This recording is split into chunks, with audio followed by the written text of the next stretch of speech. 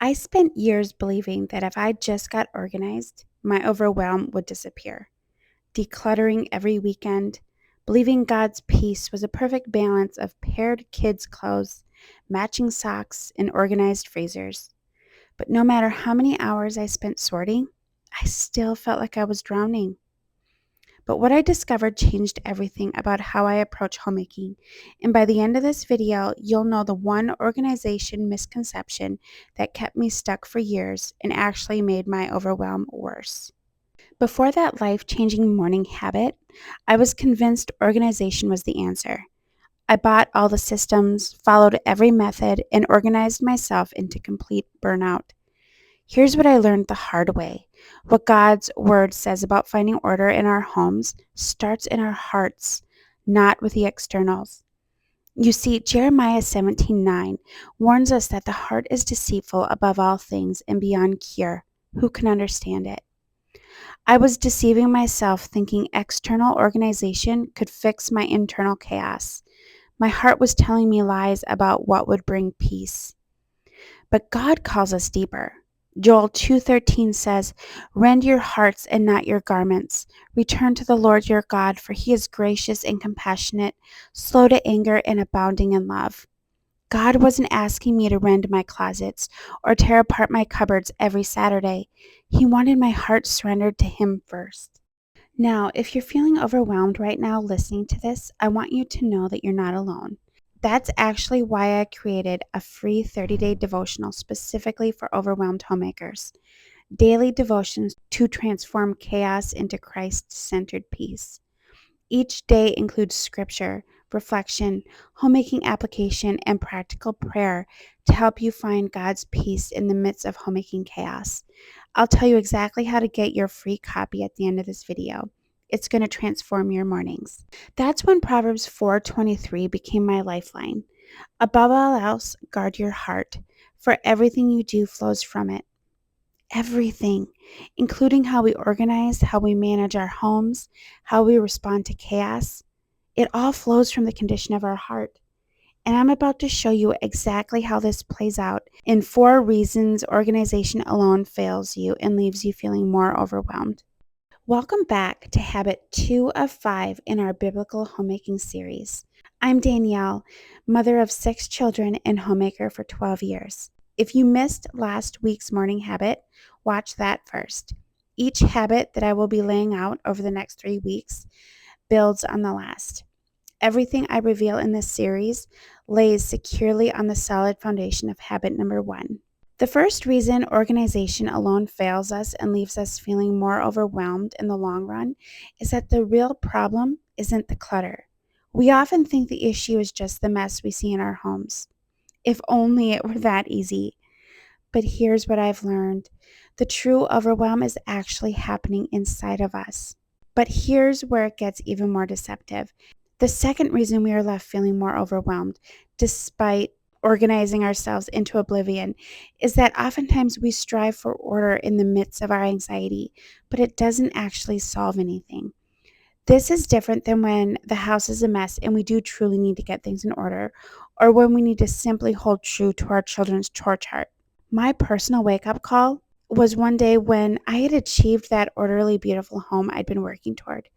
But as I sat and looked at it, I still felt completely out of control.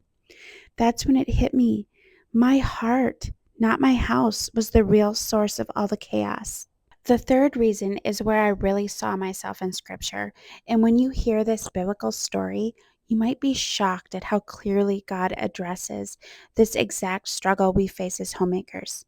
The third reason organization alone fails us and leaves us feeling more overwhelmed is that organization focuses on the externals, while the true source of our anxiety is coming from the inside. Like Martha, we focus on the externals and busyness. Reading the story of Jesus visiting Mary and Martha's house, I do believe Martha meant well. Same with me, I mean well. When I set out to get my home in order, I don't mean to hurt anyone else or myself. There were practical things that Martha had to complete. I get it. She had company. They needed to eat. They needed places to sleep. They maybe had personal requests of her. I get it completely. The things that I set out to do are practical, everyday things that need to be done. I love how the ESV puts it. It says in Luke 10:41 through 42, Martha, Martha, you are anxious and troubled about many things, but only one thing is necessary. Mary has chosen the good portion, and it will not be taken away from her. Jesus addresses Martha's heart that is affecting her physically. Then he highlights Mary, who has chosen the good portion. He doesn't say the better portion, although other translations say that, and that is why I prefer the ESV here. He says the good portion. Those things that Martha was doing were not innately bad. They did need to get done.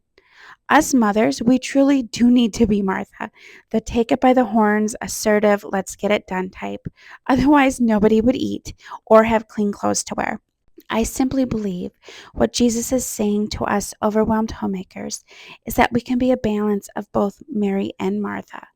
Mary chose the good portion first. When we get up, do we immediately jump into what needs to be done? Or do we soak in the presence of the Lord, telling Him good morning, asking Him what He has for us that day? The former will lead us to anxiety and worry, and the latter to lasting joy and moment by moment peace. But this fourth reason is the most dangerous because it's the one that kept me trapped in a cycle I couldn't break for years until I discovered what Scripture says about the real solution that actually works. Organization of our homes is different than heart change, but we can often treat them interchangeably. Organization is good and it is necessary, but it isn't the cure for overwhelm.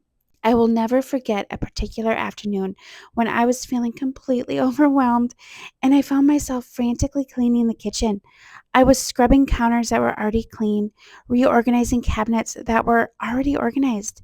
It was as if this external act of clearing and controlling my kitchen was somehow going to meet this deep need that was crying out from inside my heart. But over the next few months, I began to notice a troubling pattern in my life. Other times, my house could be completely in order, everything in its place, surfaces gleaming, and I was still driven to clean it more. I was still searching for the next organization project because I had conditioned myself to fix the externals instead of addressing the inner anxiety that was actually driving all this frantic activity. And that's when I realized I was living exactly what Jesus addresses in Matthew 6:25 through 26. He says, therefore I tell you, do not be anxious about your life, what you will eat or what you will drink, nor about your body, what you will put on. Is not life more than food, and body more than clothing? Look at the birds of the air. They neither sow nor reap, nor gather into barns, and yet your heavenly Father feeds them. Are you not much more valuable than they? Then he gets to the heart of it in verse 34. Therefore, do not worry about tomorrow, for tomorrow will worry about itself. Each day has enough trouble of its own. When we're frantically organizing, we're essentially trying to control tomorrow's chaos today. Remember Jesus' response to Martha. You are worried and upset about many things. But here's the real solution that transforms everything. Philippians 4:6 through 7 says, do not be anxious about anything, but in every situation by prayer and petition, with thanksgiving, present your requests to God, and the peace of God, which transcends all understanding, will guard your hearts and your minds in Christ Jesus. Notice it says the peace will guard our hearts and our minds. When we take our overwhelm to God instead of to our cleaning supplies, He promises a peace that actually makes sense to our internal chaos. Because let's be honest, when the only reason I'm frantically cleaning and telling my kids to do the same is because my 1-year-old is cranky, that doesn't make a whole lot of sense. The cure for overwhelm isn't more organization. It's surrendering our minds and our need for control, trusting our Father who sees, knows, and provides. Remember that organizing mistake I promised to share? Here it is. I was buying things simply because they were good deals, not because I actually needed them. I'd see a storage solution on sale and think, this will finally organize my life. I don't want to miss my opportunity.